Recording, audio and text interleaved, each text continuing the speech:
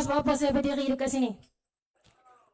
Kalau tuan-tuan dan perempuan semua ditiup semangat oleh ucapan-ucapan pimpinan, saya daripada tadi ditiup kuat oleh kipas tu. Kuat sungguh kipas di Johor ni. Tuan-tuan dan perempuan, sahabat-sahabat sekalian, ada orang kata negeri ini bukan negeri kita. Ini bukan Kelantan, bukan Terengganu, bukan Kedah, bukan Perlis. Tapi tuan-tuan dan perempuan, sahabat-sahabat sekalian, ikut data Suruhanjaya Pilihan Raya SPR, undi anak muda 18 sampai 39 tahun ada 47.6% di Johor. Anak-anak muda, tuan-tuan dan perempuan, kalau dia nak bagi, dia akan bagi gelombang undi. Dia akan bagi besar-besaran. 47.6% itu besar. Jadi jangan putus asa.